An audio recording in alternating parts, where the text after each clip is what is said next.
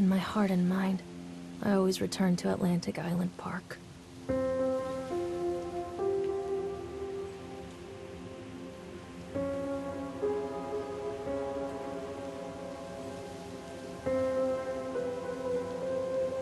Where's Mr. Bear? I haven't seen Mr. Bear, Callum.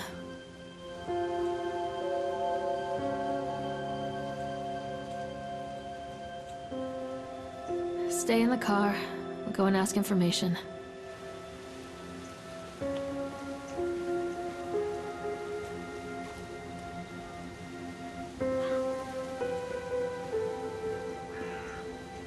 Attention, patrons. The park is now closed. Please make your way to the car park at your earliest convenience. Employees prepare the park for shutdown. Callum was born the day this place opened. This is his favorite place in the world. What?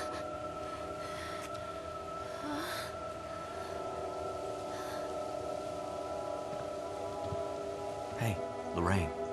Lorraine. Don't blame yourself, Lorraine. People lose things all the time. Take a deep breath. Think about the last place you saw your son's teddy bear. Hey, stop! I think your boy just ran into the park. I'll unlock the gates for you.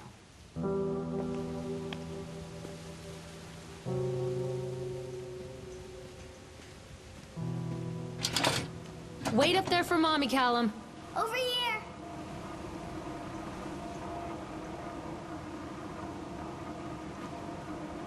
Callum, where are you going? Come on, this way! There's something special about the entrance to an amusement park. A line drawn between the real world and the world of whimsy within. On this side, the apathy of our everyday lives. And on the other, anything we might dare to dream. It's no wonder Callum ran back inside. I wouldn't want to leave either. Attention, employees. The park is now closed. Have a safe journey home. Wait for Mommy, Callum! Catch me, Mommy!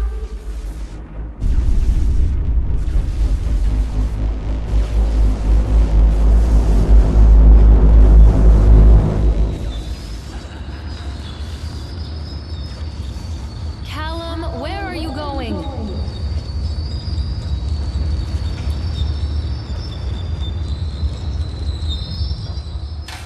Oh God. The park. What happened here? Callum, stay where you are!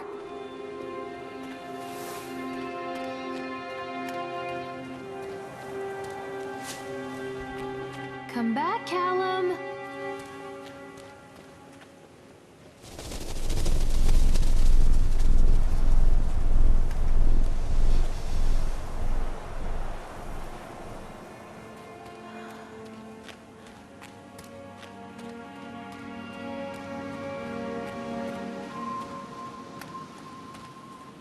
Callum?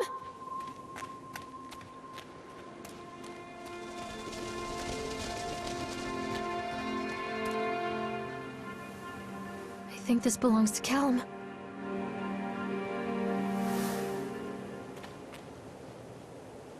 Chad the Chipmunk, huh?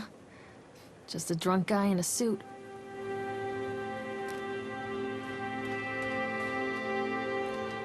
What is this about?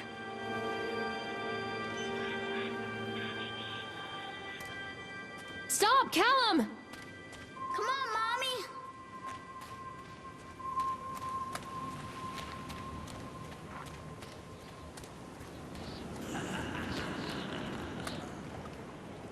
Callum? Callum, stay where you are!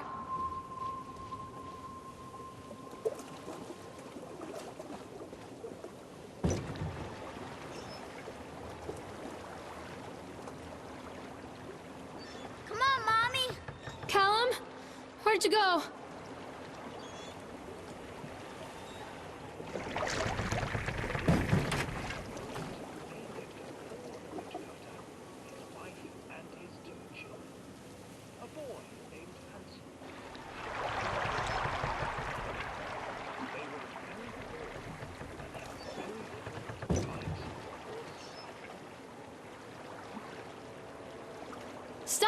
Kill him!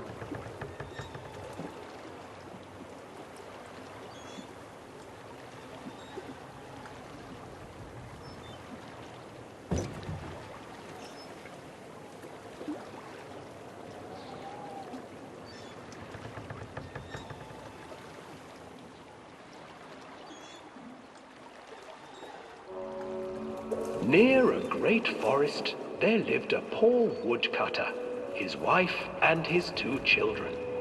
A boy named Hansel and a girl named Gretel. They were very poor and had very little to bite or sup.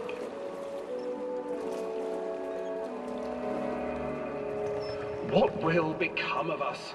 the woodcutter asked his wife one night. "I tell you what, husband, we will take the children into the thickest part of the forest tomorrow and abandon them there." "No, my wife, I cannot do that," said the man. "Then we will all 4 starve, you fool." Hansel and Gretel overheard their parents talking, and Gretel began to weep. "Do not fret, Gretel," Hansel said. He crept out of the hut and gathered white stones from the ground to fill his pockets.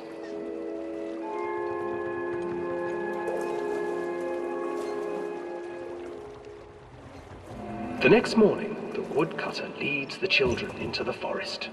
Before they leave, their mother gives them a slice of bread and warns them that they will get no more food that day.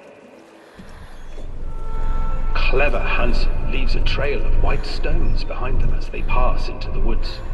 When their father leaves them, the children wait a while, then follow the trail back to their parents' house. After receiving a thorough scolding from their parents for getting lost in the woods, the children are sent to bed without any supper. Hansel tried to sneak out and collect more white stones, but found that the door was locked. "Tomorrow I will take them into the woods myself," the wife told the woodcutter. In the morning, their mother gave them a slice of bread and led them deep into the forest once again.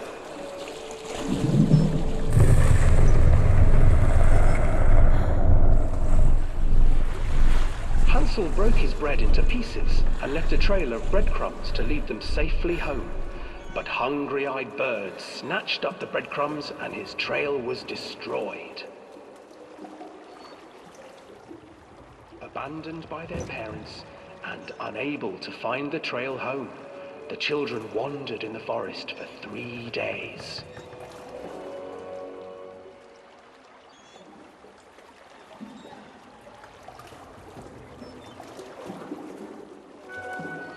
The children stumbled into a clearing with an exceedingly strange house. Its walls were made of gingerbread, and its windows were panes of clear sugar. Hansel, desperately hungry, ran forward and began to nibble on the walls.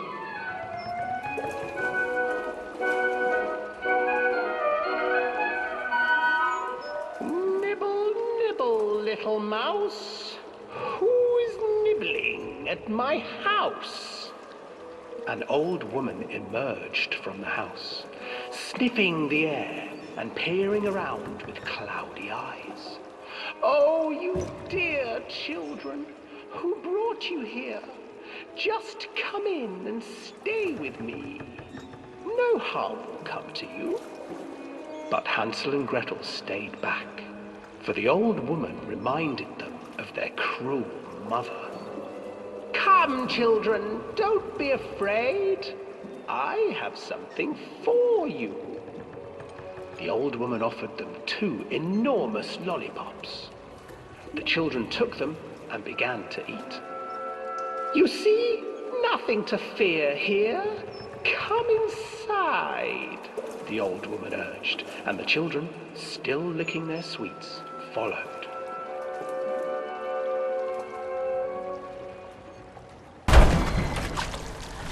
Once inside the house, the old woman changed.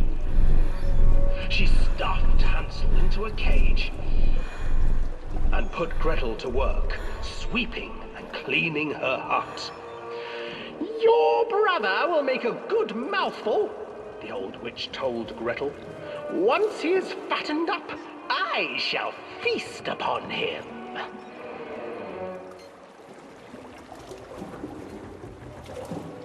Time passed, and poor Hansel refused to eat, fearing the day that the witch would eat him. The witch, for her part, grew impatient. Today I will cook and eat your brother, Gretel. Climb inside and light the oven. But Gretel pretended not to understand. I do not know how. Where is the opening? Fool, the old witch said. The opening is here. And she moved to show Gretel. Seizing her courage, brave Gretel gave the witch a shove, and the old crone tumbled forward into the oven. Gretel slid a large iron bolt over the door to the oven. Gretel freed her brother Hansel, and together they lit a fire beneath the oven. And though she screamed and begged, the children sat by the oven until her screams had stilled, and the witch was cooked. And then, because even children can't survive on sweets, they divided up the body of the old witch and ate her.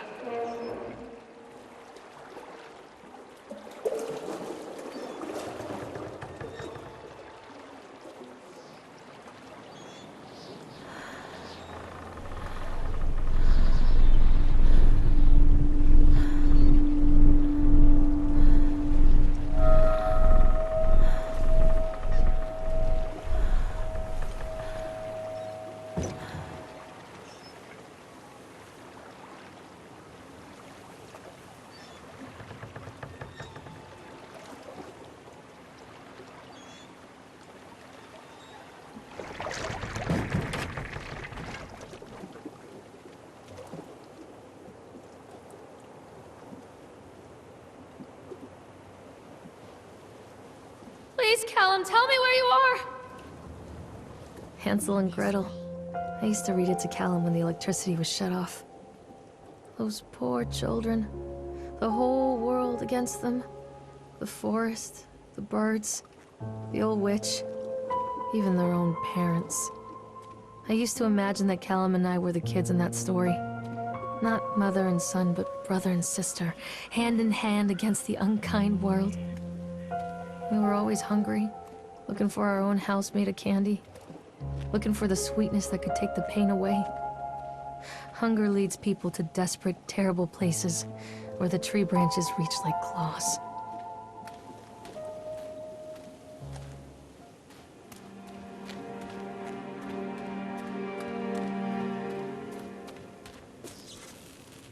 Another accident. This place.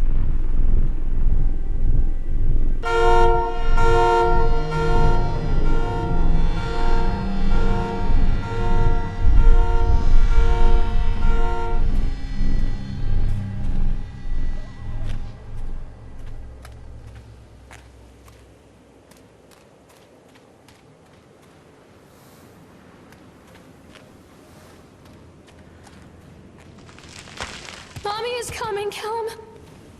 This way, Mommy.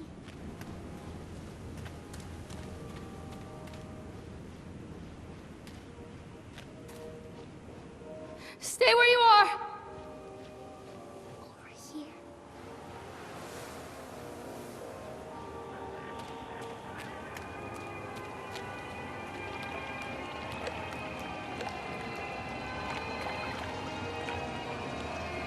This old thing used to make the blood run to my head. Make me dizzy. The guy just snapped. Those poor kids.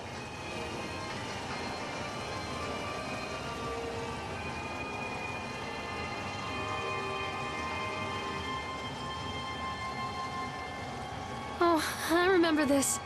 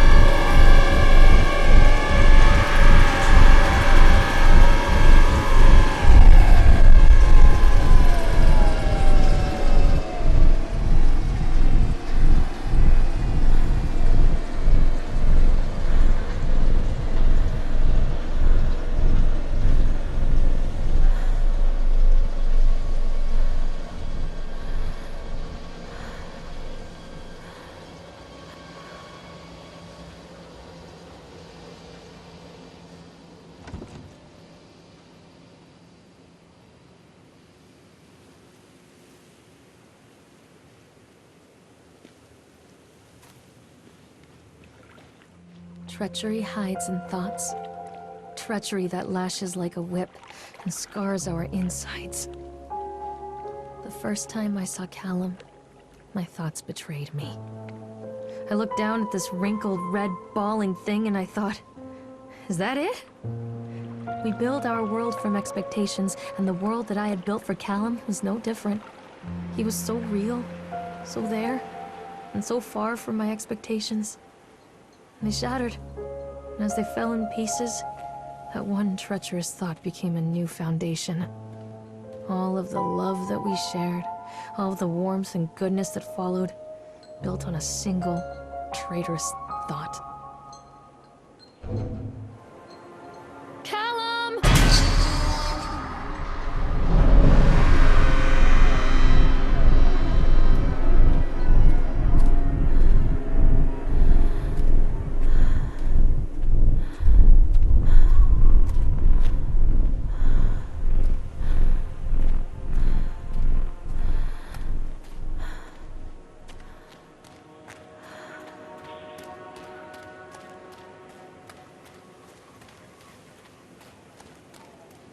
Constant crashes and 80s music. Guess it floats someone's boat.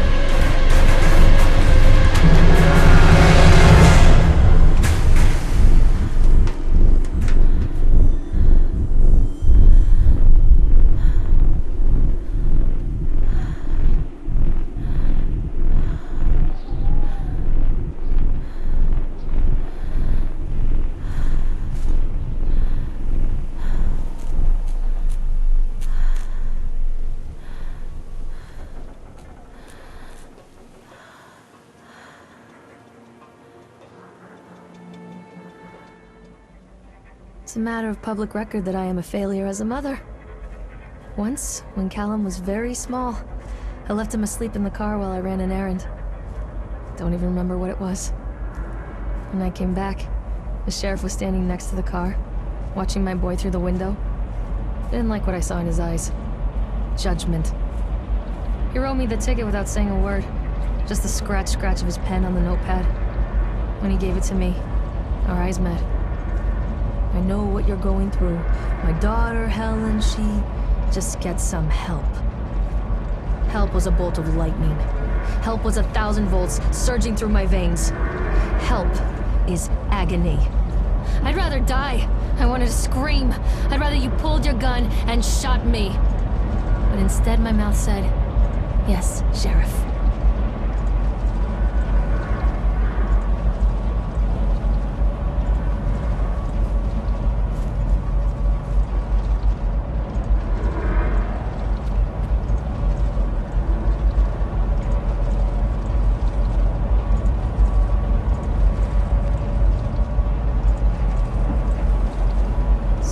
Going to close this place down. Doesn't surprise me.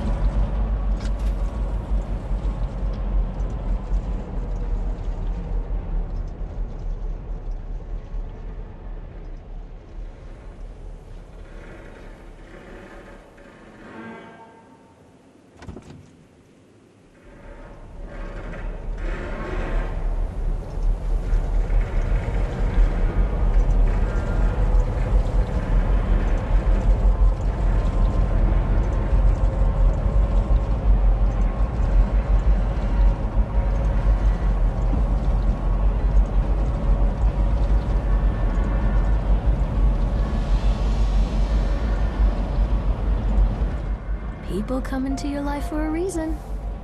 Dad used to say that before Mom ran off. After that, he mostly just drank. Things were different for Don and I. When we met, I was sweeping the floor at Susie's diner. He came in with some workers, but he didn't try to flirt or cop a feel like the others. He just ordered a coffee and sat there, watching me. When my shift was over, he offered to walk me home. I don't know how to describe that walk. We talked and laughed and eventually kissed. It felt like love. It felt like a fairy tale. I can't tell you if Callum was made that night or one of the ones that followed, but I think it has to be that night. That one perfect night. Dawn and I moved in together, but then, well, he died. According to the supervisor, his safety harness failed when he was working on the top of the Ferris wheel. Dawn was there one moment, and then gone. Sometimes people leave your life for no reason. I was 3 months pregnant with Callum. Fairy tale fucking over.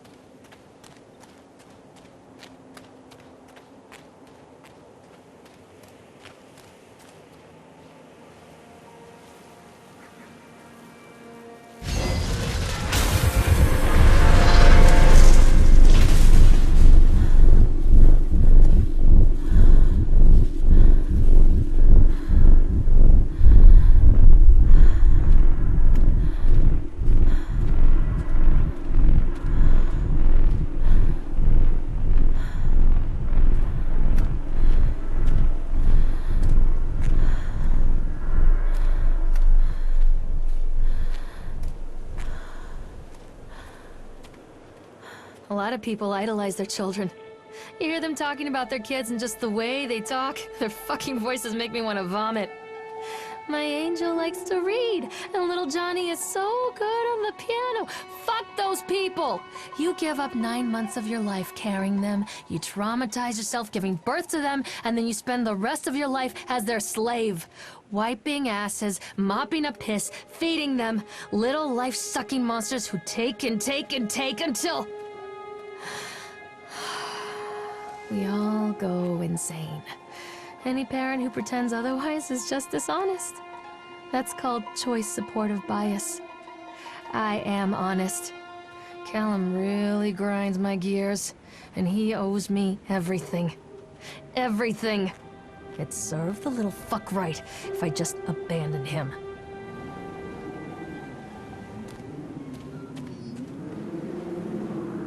I always wanted to ride this one. Never got around to do it before.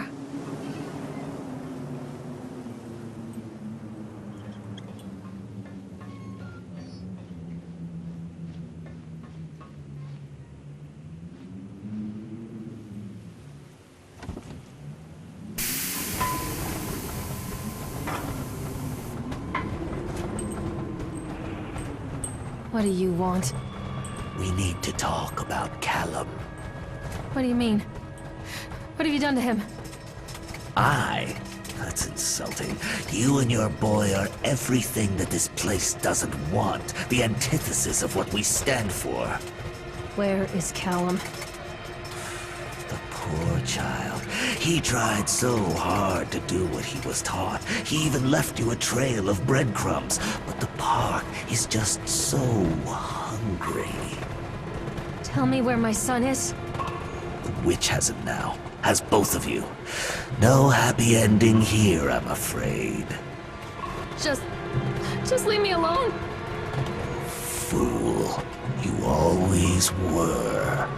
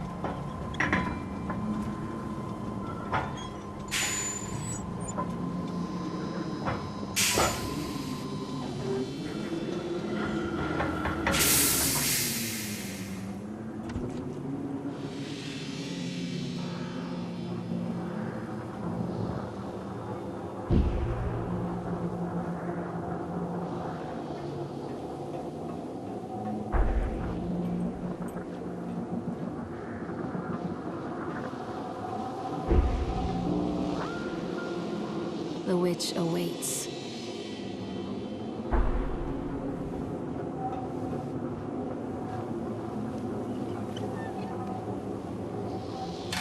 Callum has bruises on his arms, finger marks. Someone has been hurting him. I've asked him, demanded really, to know where he got the marks. But he doesn't want to answer me. Something has scared him into silence. He doesn't dare talk. He's been changing too. Something sinister lurks in the darkness behind his eyes. I catch him staring at me at odd moments. In the night, he tosses and turns and cries out words that I cannot understand. When I try to soothe him, he snaps and bites at my fingers. I think he wants to talk to me. I think he wants to tell me. But they are watching him every minute of every day. They are whispering to him in his sleep, changing him. They are taking my baby away from me. I can save him.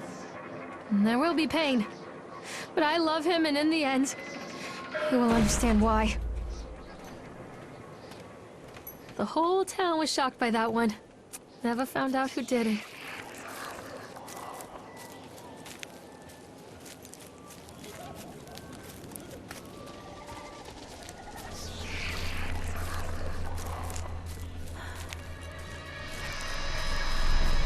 You bastard. Who did this to him? This isn't a game, Callum!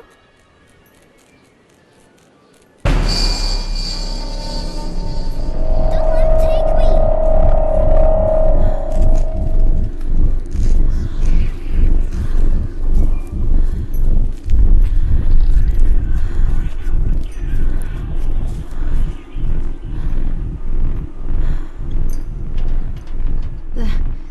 These are mine.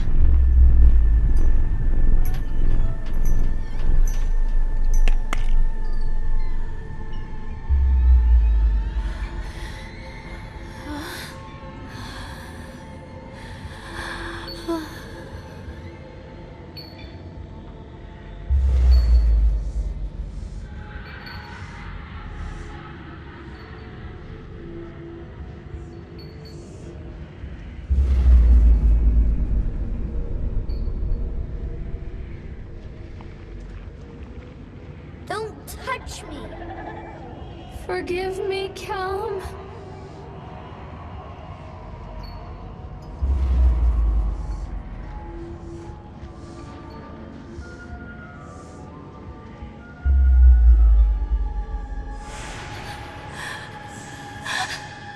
Oh God, no.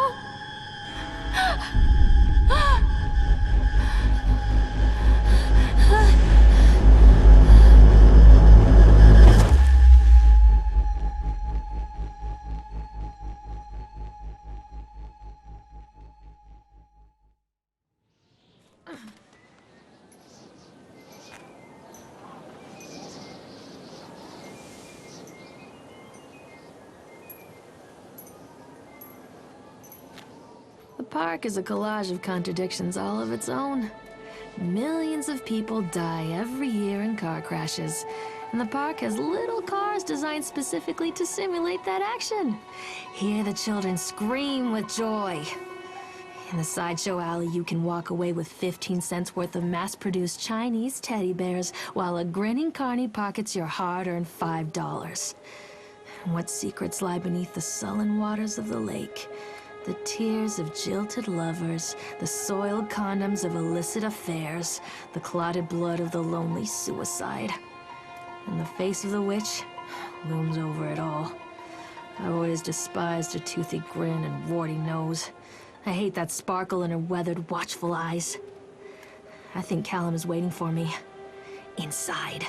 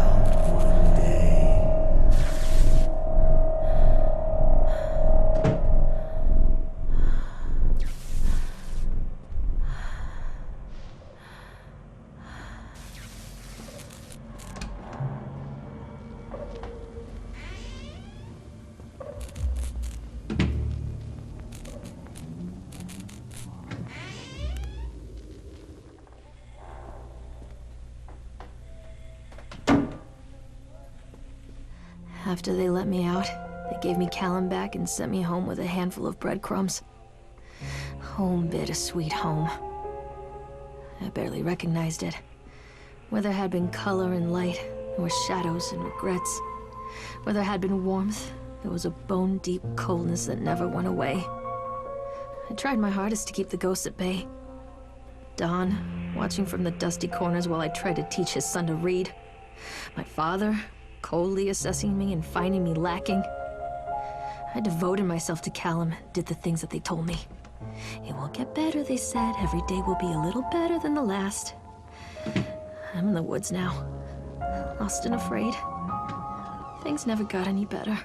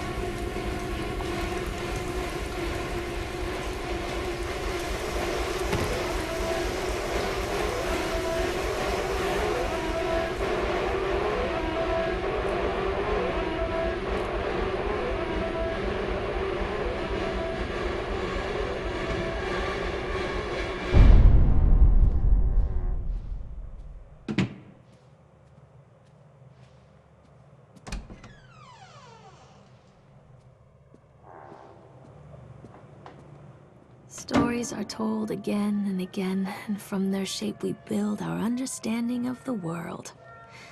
Two children are led into the woods. They are lost for a time, but then are captured by an old witch. A child goes missing in Atlantic Island Park.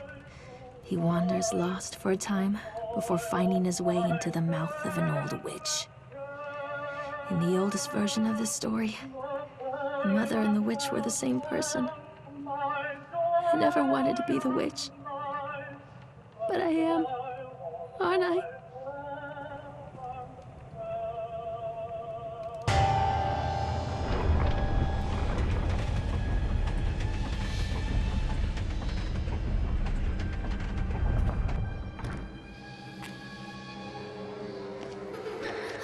Callum. Callum!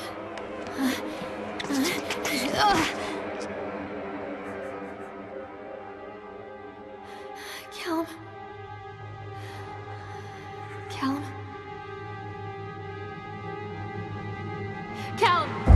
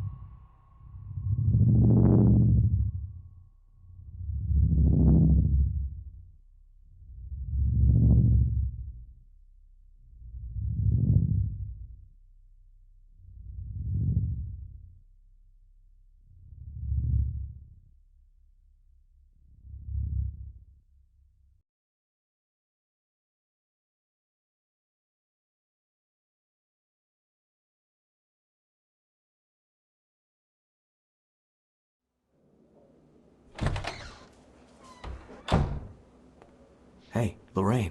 Lorraine. Don't blame yourself, Lorraine. People lose things all the time.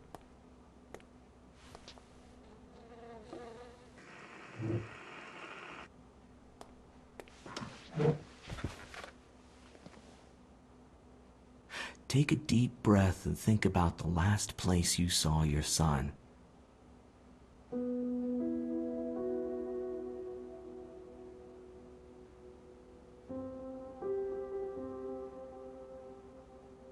In my heart and mind, I always return to Atlantic Island Park.